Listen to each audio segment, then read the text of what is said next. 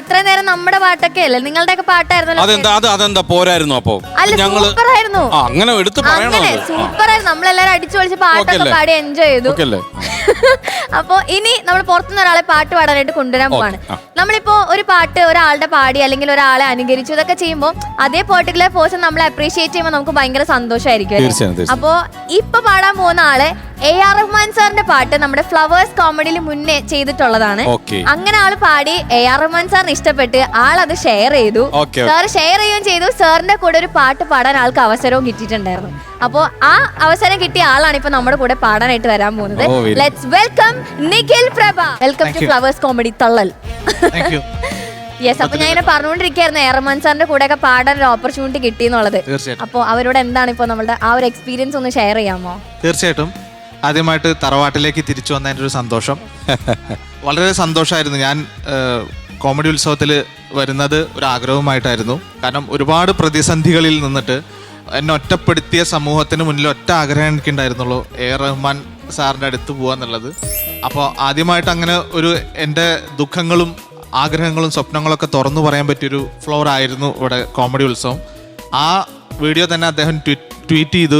അതിനുശേഷം അദ്ദേഹത്തിൻ്റെ ഇഷ്ടപ്രകാരം വിളിച്ച് അദ്ദേഹത്തിന് അത് നേരിട്ട് കേൾക്കണം എന്ന് പറഞ്ഞിട്ട് വലിയൊരു ഷോയിൽ 30-35,000 പേരുടെ മുന്നിൽ നിന്ന് അദ്ദേഹത്തിൻ്റെ അടുത്ത് നിന്ന് പാടാൻ കഴിഞ്ഞു എന്ന് പറയുന്നത് എനിക്ക് ഇപ്പോഴും വിശ്വസിക്കാൻ കഴിയാത്തൊരു കാര്യമാണ്. റഹ്മാൻ സാറിന് അത്രയ്ക്കും വലിയ ആരാധകനാണോ? അദ്ദേഹത്തിന് എന്നേക്കാൾ വലിയൊരു ആരാധകനുണ്ടോ എന്നുള്ളൊരു സംശയമാണ്. അത് ശരി. അത് പറഞ്ഞപ്പോൾ എനിക്ക് തോന്നിയത് ഞാൻ ട്രെയിൻഡ് ആയിട്ടുള്ളൊരു മ്യൂസിഷ്യൻ അല്ല. ഞാൻ സംഗീതം പഠിച്ചിട്ടുണ്ട്. ഞാൻ 10-23 സിനിമയ്ക്ക് സംഗീതം ചെയ്തിട്ടുണ്ട്. പക്ഷേ എന്നെ സംബന്ധിച്ച് മറ്റ് ടെക്നിക്കാലിറ്റി ഉണ്ട്. ഇപ്പോഴത്തെ കാലഘട്ടത്തിൽ ഒരു സംഗീത സംവിധായകൻ എന്ന് പറഞ്ഞാൽ അദ്ദേഹത്തിന് പ്രോഗ്രാമിംഗ് അറിയണം, അറേഞ്ച്മെന്റ്സ് അറിയണം, നല്ല സൗണ്ടിങ്ങിനെ കുറിച്ച് ധാരണകൾ വേണം.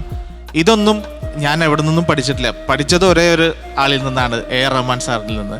അദ്ദേഹത്തിൻ്റെ പാട്ടുകൾ കേട്ട് മാത്രം പഠിച്ചെടുത്തിട്ടുള്ള കാര്യങ്ങളാണ്. അദ്ദേഹം ഒരു വലിയൊരു യൂണിവേഴ്സിറ്റി ആണെന്ന് എനിക്ക് തോന്നിയിട്ടുണ്ട്. എനിക്ക് ഒരൊറ്റ മിനിറ്റ്, എനിക്കൊരു റിക്വസ്റ്റ് ഉണ്ട്. വേറൊന്നുമല്ല, ഇപ്പം ഒരു പാട്ടിന് വേണ്ടി തയ്യാറായി വന്നിരിക്കുകയാണ്. ഒരു റിക്വസ്റ്റാണ്. പെരിയോനെ എന്ന് പറഞ്ഞുള്ള ഏറ്റവും പുതിയ പാട്ടുണ്ടോ സാറിൻ്റെ, അതൊരു കുറച്ചൊന്ന് പാടാൻ പറ്റുമോ നമുക്ക് വേണ്ടിയിട്ട്? അയ്യോ, ഞാൻ ഇതുപോലെ ഒരു സുഹൃത്ത് പറഞ്ഞിട്ട് ഞാൻ പാടിയിട്ടുണ്ട്. പക്ഷെ എൻ്റെ ഒരു ജോണറിലുള്ള പാട്ടല്ല. കാരണം അത് നന്നായിട്ട് ആ പാട്ടുകാരൻ പാടിയിട്ടുണ്ട്. ഞാനത് ഒരു 4 വരി പാടി നോക്കാം. മതി, ഒന്ന് ട്രൈ. റഹ്മാൻ സാറിന്റെ പോർഷൻസ് ഹൈ ആയതുകൊണ്ട് ആ പോർഷൻസ് എടുത്തിട്ട് ഒന്ന് ട്രൈ ചെയ്ത് നോക്കാം. ശരി.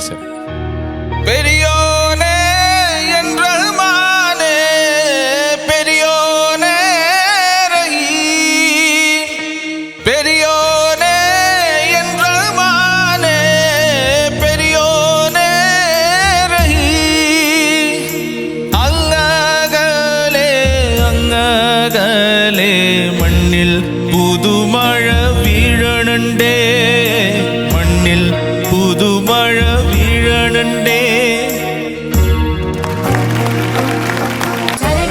ഫ്ലവേഴ്സ് 9ാം വാർഷിക നിറവിൽ